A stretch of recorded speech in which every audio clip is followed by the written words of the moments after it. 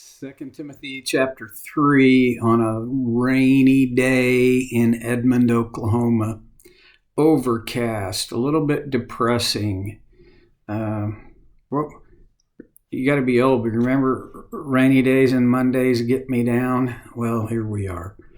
Anyway, we're in the midst of a long list of negative, even destructive character qualities that people, according to Paul, will have. And he sets it squarely in a context of the terrible times that will mark the end time. So I'll just read the whole list, beginning in verse 2. People will be lovers of themselves, lovers of money, boastful, proud, abusive, disobedient to their parents, ungrateful, unholy, without love, unforgiving, slanderous, without self-control, brutal, not lovers of the good, treacherous, rash, conceited, lovers of pleasure rather than lovers of God, having a form of godliness, but denying its power. Have nothing to do with such people. Well, the last thing that I talked about was the unforgiving, slanderous, and without self-control. It's almost like you're kind of just building the stack, one thing on top of another, on top of another, on top. Any one of these qualities would be enough to, well, I'm going to just say stymie a person and hinder them at the very least, and at the very worst, keep them from a full and abundant relationship with God through Jesus. These character qualities, these negative character qualities are, from my perspective, this is life without grace. I sometimes can get really anal about the subject of grace, and the reason is I'm not going to make it without grace. I don't think you're going to either.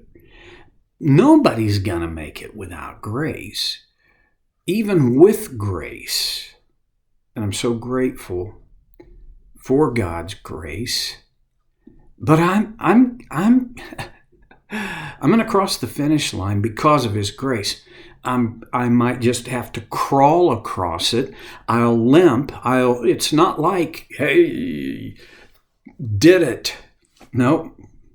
But if these qualities, these negative qualities exist in a person's life, and oh, by the way, you may not have everything on this list in a tiny little, amount in your life.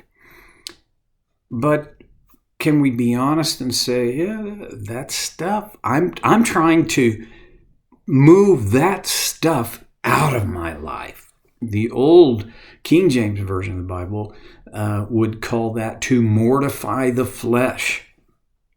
All of these qualities are qualities of the flesh. And that has to do with, I'm going to use preacher terminology here, that has to do with an unregenerate life, unregenerate soul, unregenerate mind. And we're to the word brutal.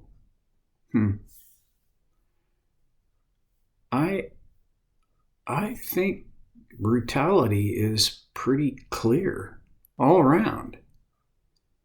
I think I can say this without being political, but the Antifa movement is brutal. They don't care about individuals. If you care about people, it's going to be hard to be brutal. But at the root of brutality is there are two things. at least. One is absolute disregard for the needs and value of other people. And the second thing, when you couple it, this is incredibly powerful. That is a lust to do harm. Brutal people tend to become more brutal. A brutal culture tends to become more brutal. It breeds itself brutal. I think there are several ways that this expresses itself. You know this. One is physically.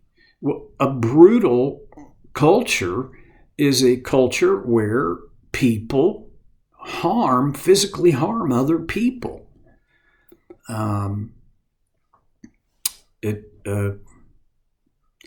It's not just localized to any one, part of the world.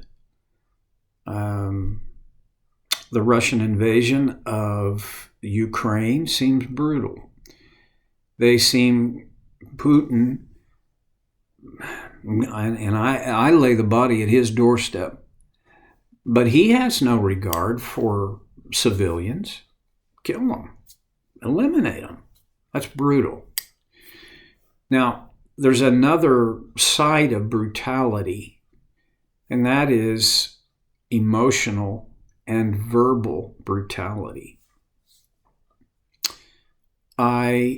This is one of the things that I see regularly in my counseling, where people's lives have been everything from disrupted to nearly destroyed by someone else's verbal and emotional brutality, the abuse. And I'll tell you, one of the common and most often things that I see is people who, in their youth, they're the people in their inner circle, the people that they were closest to, and who, in those years they trusted the most, were brutal toward them. Not sometimes physically, but more often verbally and emotionally. That is a very difficult challenge to address and overcome. And it only happens, this overcoming, through the grace of Christ. Well, brutal. I occasionally have brutal weeks. I bet you do too. Okay, and then not lovers of the good. Those two kind of go together. For people who love the good, I rarely see them being brutal. I'm trying to remember if I ever have seen them being brutal. Now, there are times where a person who loves the good is very direct, and they don't mistake brutality for simply letting consequences catch up to the person who did the deed. People who love the good often don't stand between the consequence and the person who should be getting the consequence. Sometimes, if you really do love the good, you have to step aside and let consequences do their work. I don't think people who love the good are going to be brutal, though.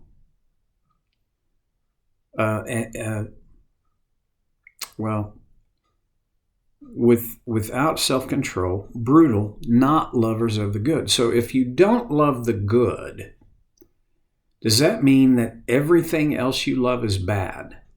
Well, I don't think so.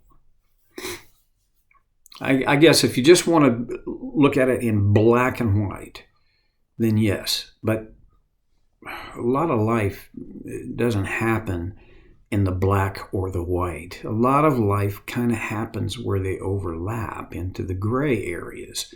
People who are not lovers of the good will find something else to love. That's just how it is. And there are certain things that are neutral, but if I don't love the good, I am going to be drawn to other things because we are wired to love. Okay. Then he goes on to say, they are treacherous. Good grief. How, I mean, this, in my estimate, what it feels like to me and what I think is it's just getting worse and worse and worse. Further down this list you go. Treacherous. What does that mean? Well, our word traitor comes, I think, into the whole scheme of treacherous. If a person is treacherous, don't trust them. You will discover treacherous people eventually, but often a treacherous person is going to come across as open-handed and authentic and transparent and all the things that you are looking for in a person to be friends with or close to or trust. Treacherous people are untrustworthy. Treacherous people they lie, they cheat, they betray. Ooh. And that, right next to that is rash. What is a rash person like? Well, a rash person is a person who doesn't give thought to what they're doing. Boy, anybody see that around them? Oh, by the way, anybody look in the mirror and sometimes see that? I'm afraid I do. Truly wise people are not rash. Wise people give thought to their behaviors, to their words, to their inclinations, because our inclinations can be shaped and steered. Rash people never shape and steer their inclinations. They just go with whatever it is. They live a fully reactive lifestyle. Responding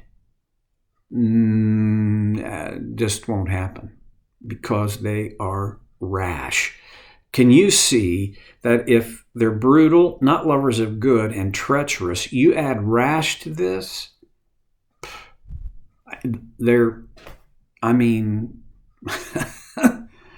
Wow, are they a dangerous person?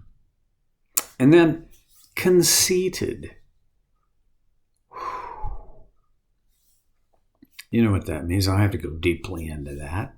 A conceited person truly believes that what they want is best, and the criteria is they want it. They believe they are the best. They believe they have no flaws. Now, they may say, oh, I know I've got my flaws.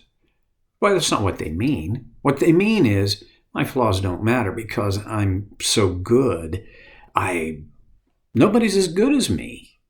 Conceited people.